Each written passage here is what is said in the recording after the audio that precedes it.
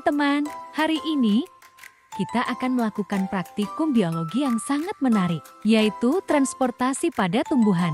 Tahukah kalian, tumbuhan memiliki sistem khusus untuk mengangkut air dan zat makanan ke seluruh bagian tubuhnya. Sistem ini disebut xilem dan floem. Di praktikum ini, kita akan menggunakan pewarna makanan dan tanaman seperti pacar air. Tujuan kita adalah membuktikan secara langsung bagaimana sistem transportasi itu bekerja dalam tumbuhan. Ayo, siapkan alat dan bahanmu, dan mari kita mulai eksperimennya. Bahan yang pertama ada gelas sebanyak 3 buah. Yang kedua adalah tumbuhan pacar air sebanyak 3 batang. Yang ketiga adalah pewarna makanan merah dan air secukupnya.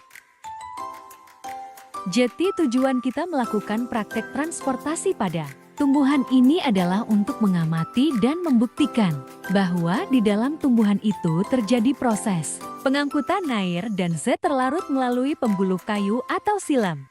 Proses pengangkutan air dan zat terlarut dari akar sampai ke daun itu dipengaruhi oleh 4 tahap faktor. Untuk yang pertama adalah daya kapilaritas batang. Yang kedua adalah daya hisap daun. Yang ketiga adalah daya tekan akar.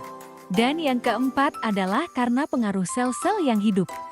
Cara kerja yang pertama adalah siapkan 3 buah gelas dengan ukuran sama dan diisi dengan air sampai setengah bagian gelas. Setelah itu, diberi pewarna makanan dan diaduk sampai merata.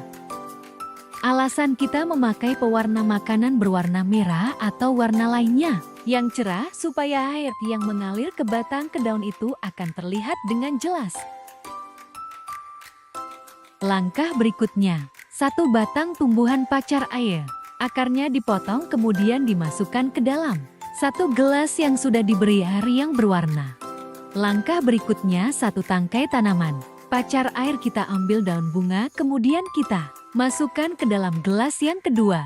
Sedangkan tanaman yang ketiga kita biarkan utuh masukkan ke dalam gelas yang ketiga.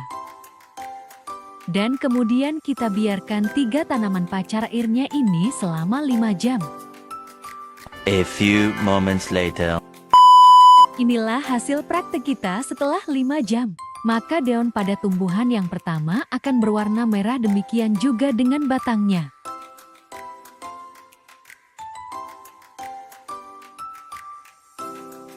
Pada tanaman yang kedua batang dan ujung batang juga berwarna merah.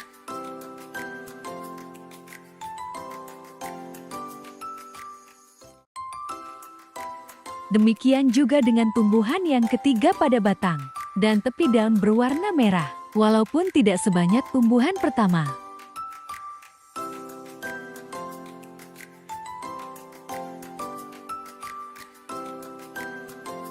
Alasan kita praktek dengan menggunakan tanaman pacar air adalah karena batang pacar air ini bening dan transparan sehingga kita mengharapkan air yang mengalir ke seluruh tubuh tanaman itu terlihat dengan jelas.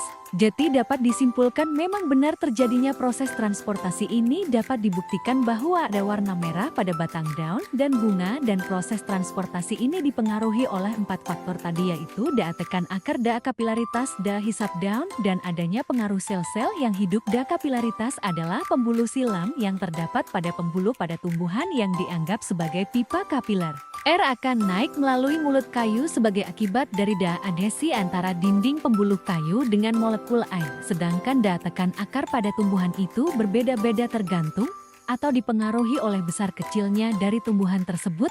Bahkan daya hisap daun itu disebabkan karena adanya penguapan atau transfusi air dari daun yang besarnya berbanding lurus dengan luas bidang penguatan atau intensitas penguatan. Sedangkan yang terakhir adalah pengaruh dari sel-sel yang hidup, karena semua sel-sel yang hidup itu memerlukan air untuk kehidupannya.